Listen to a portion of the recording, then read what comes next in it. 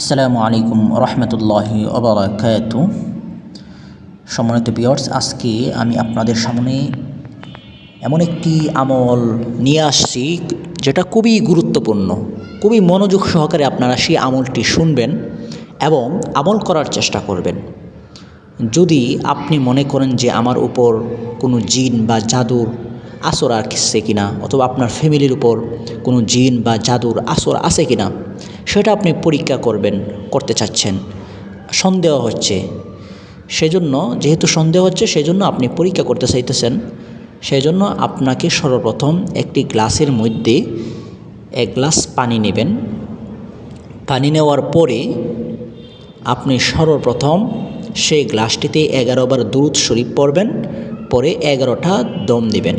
অর্থাৎ একবার দুরূদ শরীফ পাঠ করার পর একটা দম, 2 বার দুরূদ শরীফ পাঠ করার পর 2টা দম, একটা দম, 3 বার দুরূদ শরীফ পাঠ করার পর একটা দম। এভাবে 11 বার পাঠ করার পর 11টা, এভাবে 11 বার পাঠ করে 11টি দম হবে।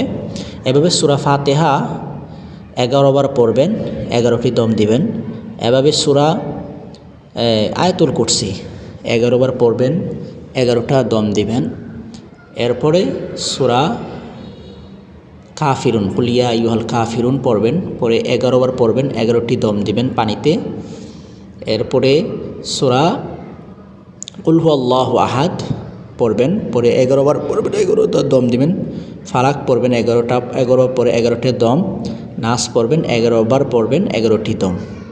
দম দেওয়া শেষ হলে লাস্টে একবারে আবার দুরূদ শরীফ 11 বার পড়বেন, পরে 11টি দম দেবেন। দেওয়া শেষ হয়ে যাওয়ার পরে আপনি রোগীটিকে পানিটি দিবেন। দেওয়ার পরে যদি পানিটি খাওয়াবেন রোগীকে, খাওয়ানোর পরে রোগীকে আপনি জিজ্ঞেস করবেন সেই পানিটি কেমন লাগে, তিতা লাগে নাকি টক লাগে। যদি টক লাগে তাহলে জিনের সমস্যা, বুঝবেন যে জিনের সমস্যা আছে। আর যদি তিতা লাগে তাহলে মনে করবেন জাদুর সমস্যা রয়েছে। এভাবে আপনি যে কোনো রোগের চিকিৎসা করতে পারবেন, যে কোনো রোগ পরীক্ষা নির্ণয় করতে পারবেন।